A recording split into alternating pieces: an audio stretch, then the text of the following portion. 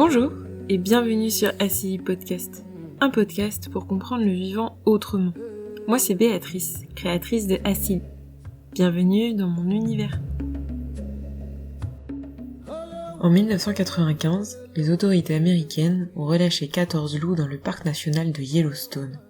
14 animaux dans un parc de près de 9000 km². Ce qui s'est passé ensuite a stupéfié les écologistes du monde entier. Les loups ont changé le comportement des wapitis. Les wapitis ont changé la végétation a changé les rivières. Les rivières ont changé la topographie du parc. En quelques années, 14 animaux avaient transformé un écosystème entier, ses plantes, ses oiseaux, ses castors, ses poissons, ses cours d'eau et la forme même de ses berges. On appelle ça une cascade trophique.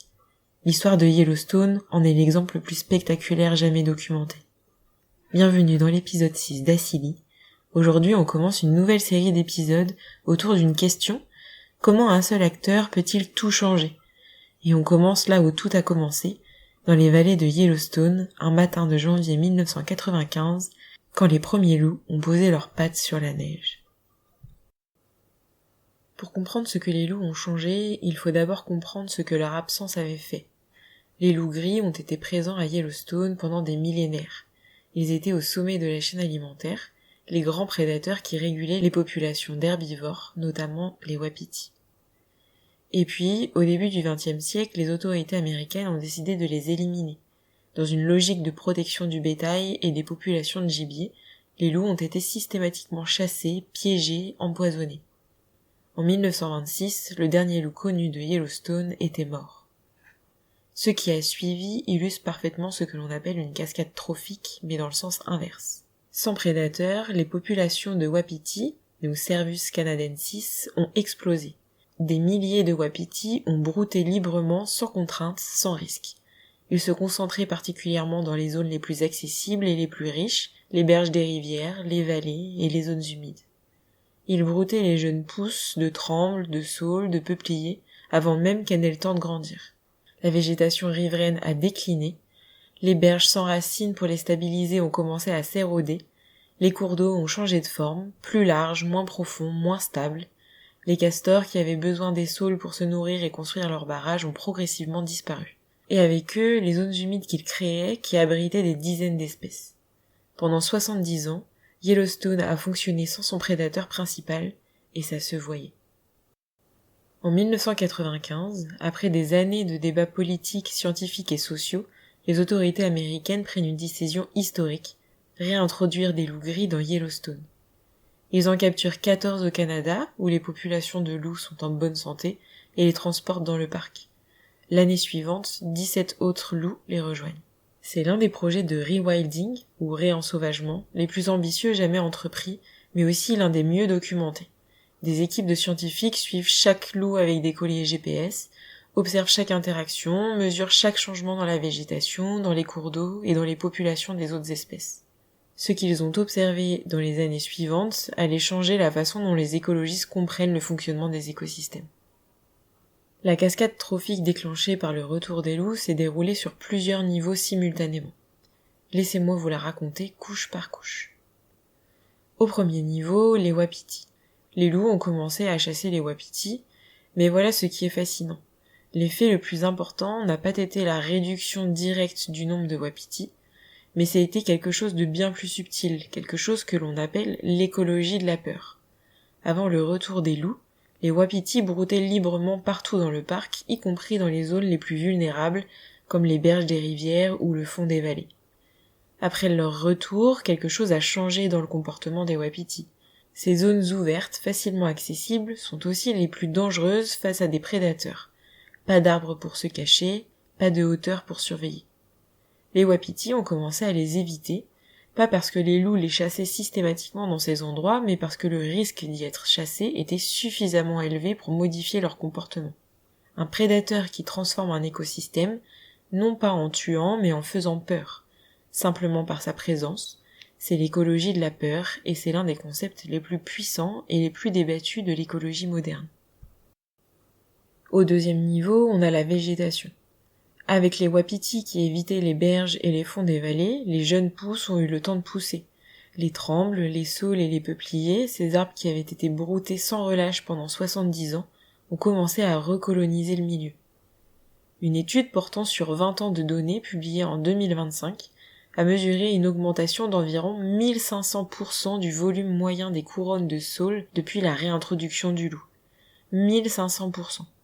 Un chiffre qui surpasse 82% des cascades trophiques documentées dans le monde. Au 3e niveau, on a les castors. Avec le retour des saules, les castors ont eu à nouveau de quoi se nourrir et construire. Ils sont revenus et avec eux, les barrages, ces structures qui créent les zones humides, ralentissent les cours d'eau, créent des habitats pour des dizaines d'espèces. Les poissons, les amphibiens, les oiseaux aquatiques, les plantes des zones humides, tout un écosystème est revenu avec le castor. Et enfin, dernier niveau, les rivières. Puisqu'il y a quelque chose que personne n'avait vraiment anticipé, les rivières elles-mêmes ont changé. Avec la végétation qui se régénérait sur les berges, les racines des arbres ont stabilisé les sols et réduit l'érosion. Les cours d'eau sont devenus plus étroits, plus profonds, plus sinueux. La forme même des rivières de Yellowstone a changé parce que 14 loups avaient modifié le comportement des élans, qui avaient modifié la végétation et qui avaient modifié les berges. Des loups qui changent des rivières. C'est assez vertigineux. Mais voilà une question qui va nous emmener encore plus loin que le comportement observable. Si les wapitis changent de comportement face aux loups, est-ce que cette peur laisse une trace mesurable dans leur corps ? Une équipe de chercheurs menée par Scott Krill a entrepris de répondre à cette question avec une rigueur remarquable. Pendant plusieurs hivers, ils ont collecté plus de 1200 échantillons fécaux de wapitis dans différentes zones de l'écosystème du Grand Yellowstone. Certains avec une forte présence de loups, d'autres avec une présence intermittente, et d'autres encore sans aucun loup. En analysant les concentrations de progestérone, donc l'hormone nécessaire au maintien de la grossesse, ils ont découvert quelque chose de frappant. Plus le ratio loup-wapiti était élevé dans une zone, plus la concentration de progestérone chutait chez les femelles. Et cette baisse de progestérone prédisait directement le taux de naissance de l'année suivante. Restait une question essentielle. Pourquoi cette baisse ? 2 hypothèses s'affrontaient. La première, l'hypothèse du stress chronique, suggérait que la simple présence des loups maintenait les wapitis dans un état d'alerte permanent, avec une libération continue du cortisol, l'hormone du stress, qui finit par perturber le système reproducteur. La seconde, l'hypothèse de la nourriture sous contrainte du risque, suggérait quelque chose de plus indirect. En évitant les meilleures zones de pâturage par peur des loups, les wapitis mangeaient moins bien, perdant en masse grasse, et cette malnutrition a affecté leur fertilité. Les chercheurs ont alors mesuré directement les niveaux de cortisol dans les mêmes échantillons, et le résultat a tranché en faveur de la deuxième hypothèse. Ce n'est pas le stress chronique au sens où on l'entend chez l'humain qui était en cause, c'est bien la nutrition. En présence de loups, les wapitis passaient moins de temps à brouter, changeaient leur régime alimentaire, délaissant l'herbe au profit de broutages moins nutritifs et consommaient moins de nourriture de qualité globalement. Or, les wapitis de Yellowstone perdent naturellement de la masse grasse tout au long de l'hiver, et lorsque cette masse grasse descend en dessous de 12%, leur capacité de maintenir une grossesse chute fortement. Ce qui est passionnant, c'est que cette découverte a elle-même été débattue. D'autres chercheurs, notamment l'équipe d'Arthur Middleton, ont publié une étude affirmant que les loups n'avaient en réalité qu'un effet limité sur le taux de grossesse des wapitis, et que la véritable cause était à chercher du côté de la sécheresse et de la qualité globale des pâturages, indépendamment de la présence des loups. D'autres espèces, comme l'orignal, connaissent des baisses de fertilité similaires dans des zones sans aucun loup. Ce débat illustre quelque chose d'essentiel sur la façon dont la science avance. Ce n'est pas un consensus immédiat et définitif.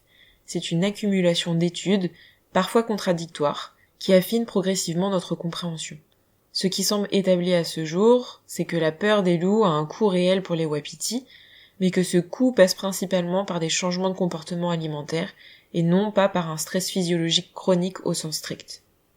Une peur qui ne se lit pas dans le sang comme une alarme, mais dans l'assiette, repas après repas, hiver après hiver. La cascade ne s'est pas arrêtée là. Avec le retour de la végétation dense sur les berges, les oiseaux chanteurs ont retrouvé des habitats, des espèces qui avaient presque disparu du parc ont réapparu. Les vautours et les corbeaux ont bénéficié des carcasses laissées par les loups, une source de nourriture qui n'existait plus depuis 70 ans. Les coyotes, régulés par la présence des loups, ont moins prélevé sur les populations de Pronghorn, des antilopes d'Amérique dont les petits étaient jusque-là très vulnérables. Les grizzlies ont profité des carcasses d'élan et des baies des arbustes qui se régénéraient. Un seul prédateur, des effets à travers tout l'écosystème sur des dizaines d'espèces, jusqu'à la formation des rivières. Mais comme à chaque fois qu'on aborde un sujet fascinant, il faut s'arrêter sur ce que la science dit vraiment et sur ce qui est encore débattu. L'histoire des loups de Yellowstone a été racontée de nombreuses fois, souvent sous la forme d'un récit presque magique. 14 loups réintroduits et tout s'est régénéré. Cette version est séduisante, mais elle est aussi un peu trop simple. La réalité scientifique est plus nuancée. Le débat porte principalement sur l'écologie de la peur, cette idée que les loups ont transformé le comportement des wapitis au point de modifier leur répartition dans le parc. Certaines études ont bien montré que les wapitis évitaient certaines zones en présence des loups, d'autres études n'ont pas trouvé cette corrélation de façon aussi claire. La question de savoir dans quelle mesure c'est la peur qui a changé la végétation plutôt que la réduction directe du nombre de wapitis reste encore débattue. Ce qui est établi avec certitude est que les loups ont réduit les populations de wapitis, la végétation riveraine s'est régénérée dans de nombreuses zones du parc, les rivières ont changé de forme dans certains endroits, et la biodiversité globale du parc s'est améliorée.